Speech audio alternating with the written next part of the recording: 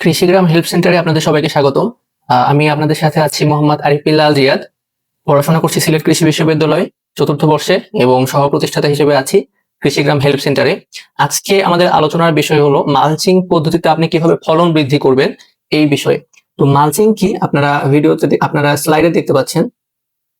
এখানে কালো পলিথিন দিয়ে পুরো জমিটাকে ঢেকে দেওয়া হয়েছে এবং যে জায়গাগুলোতে আমাদের উদ্ভিদ থাকবে সেই জায়গাটুকু ফাঁকা করা আছে। তো আমরা এটার উপকারিতা সম্পর্কে জানবো এবং কিভাবে আমাদের ফলনগুলো বৃদ্ধি পায় মালচিং করার কারণে, এইটা আমরা বিস্তারিত আজকে জানবো। প্রথমেই আসুন যে মালচিং করার জন্য আমাদের মালচ প্রয়োজন হয়। মালচ অর্থাৎ যেটাতে আমরা জমিটাকে ঢেকে দিব সেটাকে আমরা বললাম মালচ। তো মালচ সাধারণত দুই রকমের হয়। প্রথমটা আপনারা দেখতে পাচ্ছেন জৈব মালচ। জৈব মালচ বলতে যে জিনিসগুলো আপনার পচনশীল, কোনো এক সময় হয়তো পচে যাবে, সেগুলোকে বলা হচ্ছে। যেমন প্রথমটা আপনি ব্যবহার করতে পারেন খড় ব্যবহার করে আপনি উদ্ভিদের চারপাশে এভাবে ঢেকে দিতে পারেন, অথবা আপনি শুকনো পাতা ব্যবহার করতে পারেন উদ্ভিদের চারপাশে, অথবা কম্পোস্ট ব্যবহার করতে পারেন, অথবা বলা হচ্ছে করাতের গুঁড়া বা যে কোনো ধরনের গুঁড়া আপনি এখানে ব্যবহার করে মাটিটাকে ঢেকে দিতে পারেন। এগুলোকে বলা হলো জৈব। এবং 2 নম্বরে বলা হচ্ছে অজৈব মালচ। অজৈব মালচ মূলত কৃত্রিম মালচিং, যেখানে আমরা পলিথিন অথবা পাথর বা কংকর, কালো প্লাস্টিক, রূপালী প্লাস্টিকের যে মালচ এগুলো আমরা ব্যবহার করে থাকি। এবার আমরা এইগুলা দেখবো। পরবর্তী স্লাইডে বলা হচ্ছে যে আসলে মালচিং এর উপকারিতা কি। প্রথমত বলা হচ্ছে যে মাটির আর্দ্রতা ধরে রাখে, অর্থাৎ মাটির ভেজা ভাব যেটা এটা ধরে রাখে। আর্দ্রতা বলতে বোঝানো হচ্ছে মাটির যে ভেজা ভাবটুকু এইটা ধরে রাখে। তাহলে একটু খেয়াল করলে আপনি বুঝবেন যে আসলে দেখুন যে যখন আমাদের সূর্যের আলো পড়ার কারণে মাটি থেকে পানি বা যে আমাদের আর্দ্রতাটা এটা বের হয়ে উপরের দিকে উঠে যায়। 2 নম্বর স্লাইডে দেখানো হচ্ছে, একটু খেয়াল করুন। তো যদি আমরা এখানে পলিথিন ব্যবহার করে দিই তাহলে এইটার মাটি থেকে উপরে উঠে চলে যেতে পারে না, যার কারণে আমাদের নিচের অংশটুকু আর্দ্র থাকে। বাম পাশেটাতে দেখুন নিচের অংশটুকুতে পানি দেখানো হচ্ছে, মানে নিচের অংশটুকু আর্দ্র থাকে, যেটা উদ্ভিদের জন্য খুবই গুরুত্বপূর্ণ এবং খুবই সুইটেবল যেটাকে বলা হয়। এইটাতে উদ্ভিদ খুবই ভালো গ্রো করে, খুব ভালোভাবে বৃদ্ধি পেতে পারে।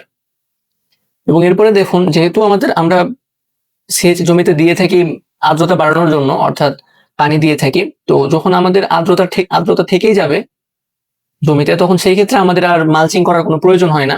সেই ক্ষেত্রে আমাদের অতিরিক্ত যে আপনার সেচ প্রদান করা এটার খুব একটা প্রয়োজন হয় না, যার ফলে আমাদের আপনার টাকা পয়সাও কিছু বেঁচে যেতে পারে, যেহেতু আমাদের সেচ দেওয়ার জন্য একটা বাজেট রাখতে হয়, একটা টাকা খরচ করতে হয়। প্রথম ছবিতে দেখুন যে এখানে আসলে মালচিং করা হয়নি,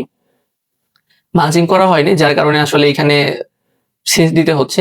আর এখানে মালচিং করা আছে যার কারণে তারা আসলে সেচ দিতে হচ্ছে, কিন্তু খুব কম পরিমাণে, অল্প পরিমাণে, কারণ এখানে অলরেডি মাটিতে পানি বিদ্যমান আছে। পরবর্তীটাতে আপনি খেয়াল করলে দেখবেন যে মালচিং করলে আমাদের আগাছা দমন হয়ে যায়। আগাছা বলতে আমরা যে উদ্ভিদটা চাচ্ছি সেই উদ্ভিদের বাইরে আমাদের যে ঘাস জন্মায় বা অন্যান্য যেই উদ্ভিদগুলো জন্মায়, যেগুলোকে আমরা গ্রামের ভাষায় নিড়ানো বলি, অর্থাৎ আগাছা তুলে ফেলা, তো এটা রোধ করে। কারণ একটু খেয়াল করে দেখেন যে আগাছাটা আসলে হয়তো কেন হয়। এই যে দেখুন আমার পয়েন্টার যেদিকে ঘুরছে, এগুলো হচ্ছে আগাছা, এর নিচে এগুলোর বীজ আছে। তো সূর্যের আলো পড়ার কারণে এগুলো বৃদ্ধি প্রাপ্ত হয়। এটা আপনারা জানবেন যে যেখানে সূর্যের আলো পড়ে সেখানে আসলে আগাছা উৎপন্ন হয়। তো আমাদের এইটা মেইন উদ্ভিদ, এবং এর নিচে দেখুন আগাছা এদিক দিয়ে জন্মাইতে পারে। এই যে আগাছা এদিক দিয়ে যাচ্ছে আসলে উপরের দিকে। তো যদি আমরা মালচিং করে ফেলি তাহলে দেখুন এই যে উদ্ভিদের যেই আপনাদের যে আগাছার যে বীজগুলা থাকে মাটির নিচে, তো এই বীজগুলাতে সূর্যের আলো পড়ে না। তো সূর্যের আলো না পড়ার কারণে এগুলো দেখুন নিষ্ক্রিয় থাকে, অঙ্কুরিত হতে পারে না, মানে এগুলো আসলে এখান থেকে আর কোনো চারা বের হইতে পারে না, যার ফলে দেখা যায় যে আমাদের আগাছা উৎপন্ন হয় না। এবং আগাছা উৎপন্ন না হলে আপনার জমি নিড়াইতে হয় না, যেটাকে আমরা বলি উইডিং বলি এগ্রিকালচারের ভাষায়। তো এটা করার কোনো প্রয়োজন হয় না, যার কারণে দেখা যায় যে আমাদের একটা ফসল ফলাইতে টাকা কম প্রয়োজন হয়। এটার জন্য একটা কৃষক প্রয়োজন হয়, এবং একটা সময়ও দিতে হয় এখানে। তো এই জন্য মালচিং করলে আমাদের আগাছা দমন হয়ে যায়। নতুন করে উইডিং করার জন্য বা নিড়ানোর জন্য বা আগাছা দমন করার জন্য আপনার কোনো রকমের ঔষধ বা লোক নিতে হয় না। পরের স্লাইডে খেয়াল করলে আপনি দেখবেন যেখানে বলা হচ্ছে যে গরমে মাটি ঠান্ডা রাখে এবং শীতে তাপ ধরে রাখে। এটা আসলে কিভাবে করে একটু খেয়াল করুন, এটা খুবই গুরুত্বপূর্ণ। একটু বাম পাশে খেয়াল করুন যে দেখানো হচ্ছে গরমকালে আসলে কি হচ্ছে। দেখুন যে আলো পড়ছে এবং আলোটা এখান থেকে রিফ্লেক্ট হয়ে যাচ্ছে, দ্যাট মিনস মাটিতে কোনো তাপ পড়ে না। তো মাটিতে তাপ না পড়ার কারণে মোটামুটি তুলনামূলকভাবে মাটিতে তাপ পড়লে যে পরিমাণ গরম হইতো, এই মালচের কাগজ ব্যবহার কারণে তার চেয়ে কম গরম এখানে ওই সাইডে উদ্ভিদের জন্য অবশ্যই খুব ভালো একটা ওয়েদার পায়, সে গ্রো করার জন্য, বড় হওয়ার জন্য একটা ভালো কমফোর্টেবল একটা জোন সে পায়। আবার তো এইভাবে কম গরমের মধ্যে শীতল রাখে, যে যেখানে রোদ পড়বে সেখানকার চেয়ে যেখানে মালচের কাগজ থাকবে রোদ সরাসরি মাটিতে পড়বে না, তো এই কারণে আর কি এখানে আমাদের অতিরিক্ত গরম হচ্ছে না। এবার শীতে কি করে খেয়াল করুন, তো শীতে তো বাইরের আবহাওয়া অনেক ঠান্ডা, তো যেটা হয় মাটির নিজের একটা আপনার উষ্ণ ভাব থাকে, এই উষ্ণ ভাবটা এই পলিথিনের মাধ্যমে ভিতরে আটকা পড়ে থাকে। দেখুন দেখানো হচ্ছে যে উষ্ণ ভাবটা আসলে ভিতরে আটকা পড়ে আছে বা তারা তাপ ধরে রাখছে, এর কারণে আমাদের এখানে আসলে কোনো রকমের শীতের মধ্যেও আমরা এখানে গরমের একটা আভাস পাই, যেটা অবশ্যই উদ্ভিদের জন্য খুবই উপকারী। পরবর্তী স্লাইডে আপনি একটু খেয়াল করুন যে জৈব মাল্চ পচে জৈব যোগ করে মাটির গঠন উন্নত করে। তো জৈব মাল্চ বলতে বোঝে যেগুলো আসলে পচনশীল দ্রব্য। তো এই যে দেখুন খড়, পাতা, কম্পোস্ট এগুলো একসময় পচে যাবে এবং পচে যাওয়ার কারণে এগুলা জৈব সার হিসেবে ব্যবহৃত হবে, উদ্ভিদ এটাকে জৈব সার হিসেবে গ্রহণ করতে পারবে। তো অবশ্যই জৈব সার হিসেবে গ্রহণ করলে এটা উদ্ভিদের জন্য অবশ্যই অনেক উপকারী। জৈব সার সম্পর্কে আমরা পরবর্তী কোনো ভিডিওতে বিস্তারিত আলোচনা করার চেষ্টা করব। এরপরে দেখুন যে এখানে জৈব সার ব্যবহার করা হলো, 2 নম্বরে জৈব সারটা পচে গেল এবং দেখুন পচে যেয়ে সেটা আসলে নিচের দিকে চলে আসলো, এই যে পচে গিয়ে নিচের দিকে চলে আসলো। এরপরে এটার মাধ্যমে মাটির গঠন উন্নত হলো। এরপরে স্লাইডটা একটু খেয়াল করুন যে মালচিং এ মাটির ক্ষয় কমানো হয়। কারণ দেখুন তো যখন বৃষ্টি হয় অনেক সময় তখন এই যে জমির মাটিগুলা এই বৃষ্টির পানির সাথে ধুয়ে জমি থেকে বের হয়ে চলে যায়, কিন্তু যদি আমরা মাল্চ ব্যবহার করি তাহলে সরাসরি পানি পড়তে পারে না। দ্যাট মিনস এরকম কোনো কন্ডিশন, প্রথম অবস্থায় যে কন্ডিশন দেখানো হচ্ছে এইরকম কোনো কন্ডিশন তৈরি হয় না। এরকম কোনো কন্ডিশন যদি তৈরি না হয় তাহলে অবশ্যই আমাদের মাটি ক্ষয় রোধ পাবে। তো আমরা এখান থেকে এটাও সিদ্ধান্ত নিতে পারি মালচিং এর মাধ্যমে আমাদের মাটি ক্ষয়টা রোধ হয়।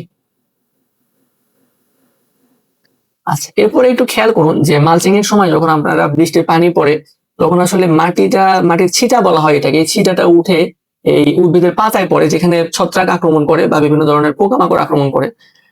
তো যদি আমরা এখানে মাল্চ ব্যবহার করি, খড় ব্যবহার করা হয়েছে এখানে, যে দেখুন পানি দেওয়া হচ্ছে যার কারণে মাটির ছিটাটা যেটা খুব কম যাচ্ছে উদ্ভিদের যে পাতায়, এবং এর কারণে আমাদের এই জায়গাগুলোতে ছত্রাক আক্রমণ করতে পারেন।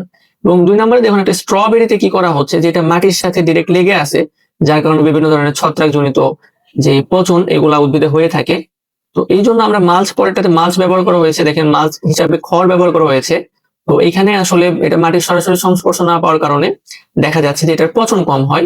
এবং দেখুন যে গাছ যদি পরিষ্কার থাকে, যে মাল্চ ব্যবহার করার কারণে গাছগুলো পরিষ্কার থাকে, তো পরিষ্কার থাকলে পরিষ্কার জায়গাগুলোতে আমাদের পোকামাকড়ের আক্রমণ সবসময় কম হয়। পরবর্তীতে দেখানো হচ্ছে যে আসলে দেখেন মালচিং এর মাধ্যমে আমরা ফলনটা কিভাবে বৃদ্ধি পেতে পারি। মালচিং আমরা নরমালি সবজি, স্ট্রবেরি, টমেটো, মরিচ, শসা এগুলোতে ব্যবহার করি। তো মালচ ছাড়া দেখুন আমাদের এখানে ফলন কম, যে এখানে শসা কম দেখানো হচ্ছে এবং বাম পাশে দেখুন শসা অনেকগুলা দেখানো হচ্ছে, এখানে মরিচ কম দেখানো হচ্ছে। এত কম যদিও হয় না, তারপরেও আর কি বোঝার সুবিধাতে দেখানো হয়েছে। এরপরে ধরুন এখানে আমাদের বেগুন দেখানো হচ্ছে কম, যে আর এই পাশে দেখানো হচ্ছে বেশি। তো মাল্চ করার মাধ্যমে আমরা আমাদের ফলনও বৃদ্ধি পেতে পারে আমাদের জমির। তো ছিল আপনারা এরকম নিত্য নতুন ভিডিও পেতে, বিভিন্ন কৃষি বিষয়ক পরামর্শ পেতে আমাদের ফেসবুক পেজ, ফেসবুক গ্রুপ এবং ইউটিউব চ্যানেল সাবস্ক্রাইব করে রাখবেন। এবং আমাদের মেসেঞ্জার গ্রুপ রয়েছে কৃষিগ্রাম হেল্প সেন্টার নামে, আপনারা সেই কৃষিগ্রাম হেল্প সেন্টার গ্রুপে যুক্ত হয়ে নিজেদের সমস্যাগুলো বলতে পারেন, যেখানে অনেক অভিজ্ঞ কৃষি বিশ্ববিদ্যালয়ের শিক্ষার্থীরা রয়েছি। আমরা আমাদের বাস্তব অভিজ্ঞতার ভিত্তিতে আপনাদেরকে সমস্যার সমাধান দেওয়ার চেষ্টা করব।